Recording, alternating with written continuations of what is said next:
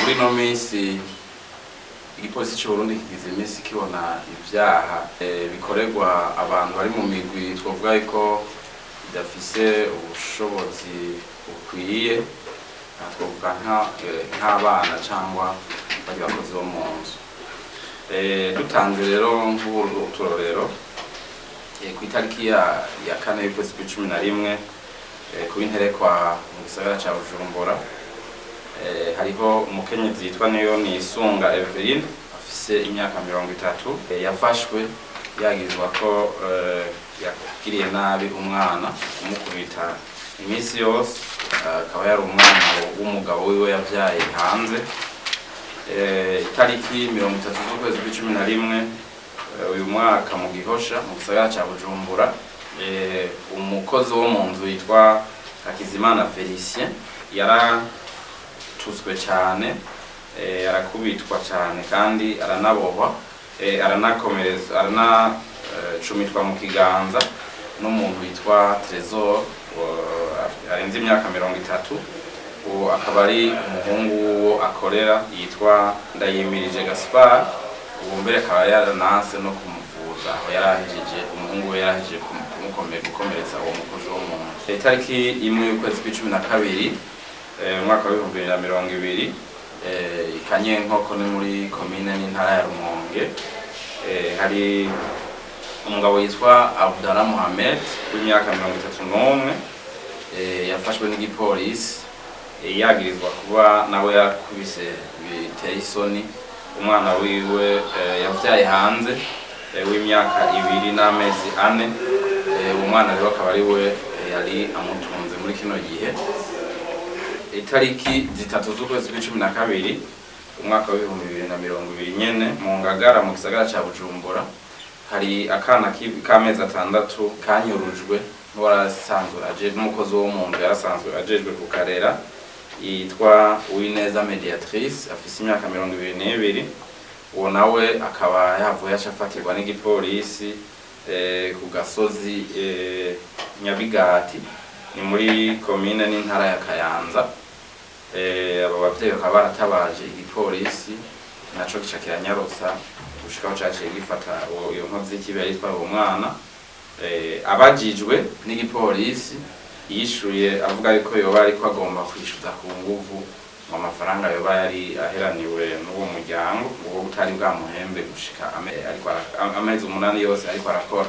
Itariki 3 z'ukwezi kwa 12 uyu mwaka kuri Mutangano ngaho mu gisagara ca Bujumbura, umukozi wo mu nzu yitwa Bigirimana Fulgence nawe nyene yarakubiswe cyane arabohwa baranamwaka n'utuntu twiwe twose. ivyo akaba yabigiriwe n'uwakorera yitwa Aristide mu gihe ariko aramwishuza agahembo kiwe. Itariki 4 z'ukwezi kwa 12 umwaka wa 2020 muri Mirango ya kabiri mu gisagara ca Bujumbura ngaho mu Kamenge, umwana w'imyaka 13 yarakaswe itama bakoresheje urwembe akatwa n'umuntu yitwa Mpawenimana Jeannette afite imyaka 19 bariko barashwana. Dufatiye rero kuri ubwo burorero bwagiye buribonekeza mu utwo duce, ubushikiranganje bw'intwaro hagati mu gihugu, iterambere rusangi n'umutekano bumenyesheje ibi bikurikira. Ubwa mbere na mbere buribukije ko umwana ategerezwa gufatwa nk'umwana. umwana ntabarashobora kumenya uburemere bw'ibintu. umwana ni ivyiwe gukora amakosa kuko byinshi abikora kubera batarabimenya ukungene bimeze. ategerezwa rero gufatwa ukwari kuko umwana si umuntu akuze twovuga tuti atabaye muremure. umwana ni umwana arafise ukungene abayeho, ategerezwa gufatwa abantu bakamutegera muri uko kuntu kwiwe ameze. Ugira kabiri, ubushikiranganje bwibukije yuko mu muryango ariho umwana ategerezwa gutungirwa, agatungwa n'abavyeyi biwe bwa mbere, ari nabo bajejwe kumukingira ku rwego rwa mbere, ku rugero rwa mbere. abavyeyi biwe canke ababa bamutunze muri ico gihe nibo bajejwe kumutunga no gukora ibyo byose bijanye no kurondera ineza yiwe. Havuye abavyeyi ku rugero rwa kabiri haca haza ikibano naho hose umwana aba ari atari kumwe n'abavyeyi, no kuvuga haba mu nzira agiye kw'ishure, haba hariya kw'ishure agenda, haba hariya abavyeyi bashobora kumusiga mu bigo bijejwe, haba aho hose umwana ashobora kuboneka atari kumwe n'abavyeyi canke bamwe basanzwe bamutunze, niho mu kibano. Aha rero twese bica bituraba kuko aho tuba, aho tugendera, aho duca turabona abana bataraba iwacu. Abantu bose rero na cane cane n'amashirahamwe avuga yuko aharanira agateka kazina muntu, cane cane ayakorera mu gisata c'abana, niho rero akwiye guca hagurukira kugira ngo arabe yuko ineza y'umwana uwo ari we wese iriko irubahirizwa muri vyose na hose. Kubugira gatatu, abajejwe gukingira ineza y'umwana no kubahiriza amateka n'amategeko amugenga ni leta n'inzego zayo.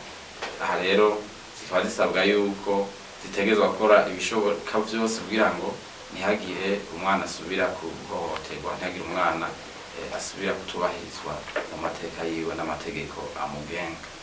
Ubushikiranganji bukaba rero buca butumirira abo bose baje gukingira umwana kuri ivyo bice, kuri izo ngero zitatu twavuze, zibasaba kwikubita agashi kugira ngo ntihagire aho dusubira kumva agateka k'umwana kariko karahungabana. Mu gihe gukinga bitatumye bidashobora kuba, aho bibaye naho abavyagirizwa bace bafatwa ubwo nyene bashikiza ubutungane kugira ngo bishure kuri iyo nabi bazoba bariko barakorera abo bana bacu. Aha kandi tugasaba yuko ata mwana yosubira guhohoterwa bivuye kuri twebwe abantu dukuze. Ni ukuvuga abantu bakuze barashobora kugira ivyo bapfa hagati yabo, baba aba bakozi bo mu nzu, baba bakoresha, mugabo kirazira yuko ivyo bapfuye baca baza gutisha ku bana, baca bagomba kuza kwihorera ku bana kubera ko badafise inguvu zo gushobora kubivuna canke kugira ico bavuze, ngo baca baza kwihorera ku bana. Aha turiko tuvuga nk'ibi vyo guca banyuruza abana. Hari n'abandi abakozi bo mu nzu usanga bahohotera abana, ugasanga barakubita abana bakiri bato batarashobora kuvuga, batashobora guca babivuga, ariko bamenye yuko bijya abavyeyi barabimenya kuko umwana yiriwe arakubitwa, nubwo ari uruyoya, umwana yiriwe arakubitwa, umwana afashwe nabi n'uwujejwe kumurera mu nzu, umuvyeyi yashitse arabona neza yuko umwana yagiriwe nabi.